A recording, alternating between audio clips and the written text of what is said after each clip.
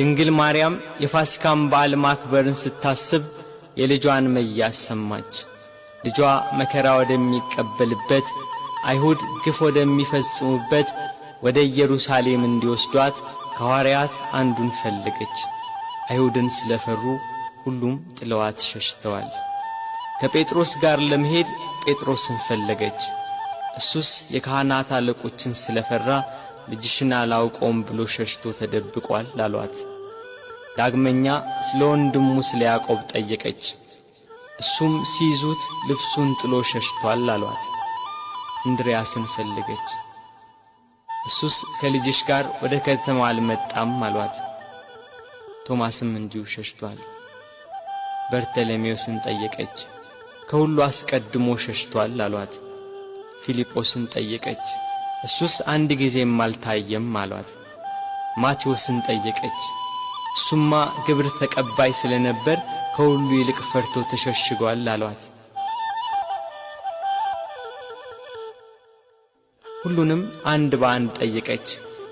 ከእርሱ ጋር ወደ ቀራንዮ ከሄደ ከዮሐንስ በቀር አንድም አላገኘችም። እያለቀሰችና እያነባች ወደ ቀራንዮ ገሰገሰች። ሁሉም ፈርተው ተሸሽገዋል። አንድስ እንኳን አብሮት የሚሆነው መከራውን የሚጋራው ባለመኖሩ እኒያ ጸሐፍትና የካህናት አለቆች ይግባኝ ብሎ የሚጠይቃቸው፣ ተዉ ብሎ የሚከለክላቸው፣ በቃችሁ ብሎ የሚያግዳቸው ባለመኖሩ በመድኃኔ ዓለም ላይ መከራና ስቃይ ያበዙበት።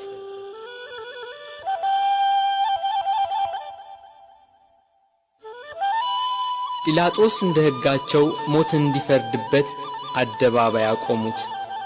ሊቃነ መላእክት በመፍራትና በመንቀጥቀጥ ከፊቱ የሚቆሙለት እርሱን በአደባባይ አቆሙት። የጌታችን የኢየሱስ ክርስቶስ እናት እመቤታችን ቅድስት ድንግል ማርያም ከእህቷ ከቀሎጵያ ልጅ ከማርያምና ከመግደላዊት ማርያም ጋር ከመስቀሉ አጠገብ ቆማ ሆድን በሚያቃጥል አንጀትን በሚቆራርጥ በጽኑ ሐዘን ታለቅስ ታነባ ነበር። በድንግልና ስለ ጸነሰችው ስለ ተወደደ ልጇ ድንግል ማርያም ለምን አታለቅስ? 9 ወር ከ5 ቀን በማኅፀኗ ስለ ወሰነችው ልጇ ድንግል ማርያም ለምን አታለቅስ? የድንግልና ጡት ወተት ስላጠባችው ልጇ ድንግል ማርያም ለምን አታለቅስ? በስደት ከሀገር ሀገር ተጉዛ በግብፅ በረሃ ስለ ተንከራተተችበት ልጇ ድንግል ማርያም ለምን አታለቅስ? ራሔል ስለ ልጆቿ የምታለቅስ ከሆነች ድንግል ማርያም ለልጇ ለምን አታለቅስ? ራሔል ከአንድ ቦታ ወደ አንዷ ይዛቸው ላልተሰደደችው ልጆቿ የምታለቅስ ከሆነ ድንግል ማርያም በስደትና በስቃይ ወደ በረሃ ለተሰደደችው ልጇ ለምን አታለቅስ? መቃብራቸውን ላላየችው ልጆቿ ራሔል የምታለቅስ ከሆነች ድንግል ማርያም የታተመ የልጇን መቃብር እያየች ለምን አታለቅስ? የ12ቱ ነገድ አባት ሽማግሌው ያዕቆብ ስለ ልጁ ስለ ዮሴፍ ያለቀሰው ለቅሶ ዛሬ አዲስ ሆኖ ተገኘ።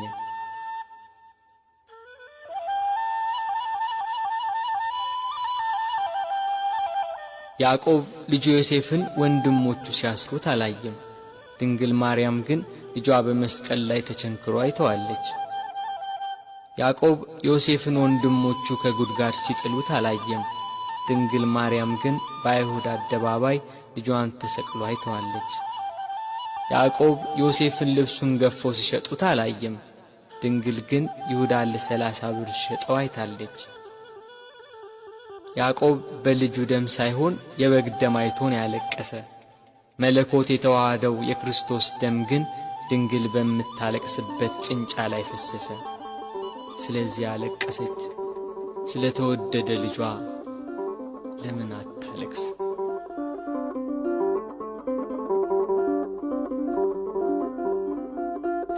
ሰባቱ የመላእክት አለቆች መጥተው አረጋጓት፣ አጽናኗት።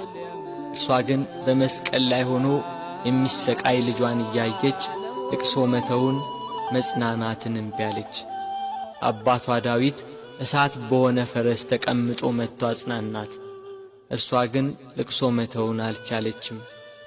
ከወለደችው ጀምሮ ልጄ እያለች በስጋት የኖረች እናት ያሁኑ የልጇ ነገር ግን የመረረ ሆነባት። ልጇን ፊት ለፊት በመስቀል ላይ እያየች እንዴት ብላ ትታገስ? ምንስ ብላ ትጽናና?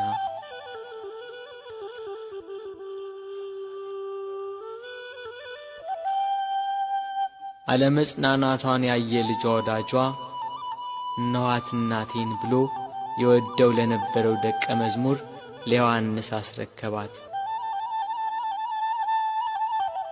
የደሙን መፍሰስ የጎኑን መወጋት የልጇን ሞት ባየች ጊዜ ከሐዘን ብዛት እንዳትሞት ለሚወደው ደቀ መዝሙር ለዮሐንስም ከሐዘን የምታረጋጋ የመዳን ተስፋ የሆነች እናት በመስቀሉ ስር በመገኘቱ እነኋት እናትህ ብሎ የእርሱን እናት ሰጠው።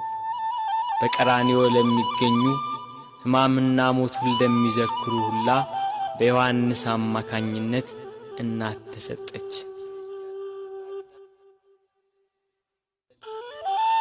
ቤት ከገባችም በኋላ መጽናናትና ልቅሶ መተውን አልቻለችም። እስከ 3 ቀን ድረስም እህል ውሃ አልቀመሰችም።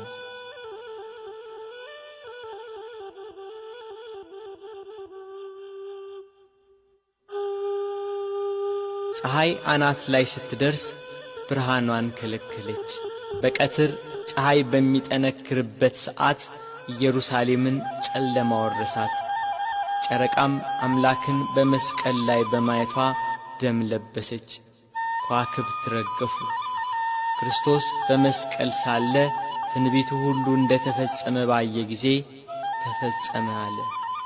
ነፍሱን ከሥጋው ለየ። አምላክ በሥጋው ሞተ። በነፍሱ የሞተውን አዳምን ለማዳን ክርስቶስ በሥጋው ሞተ።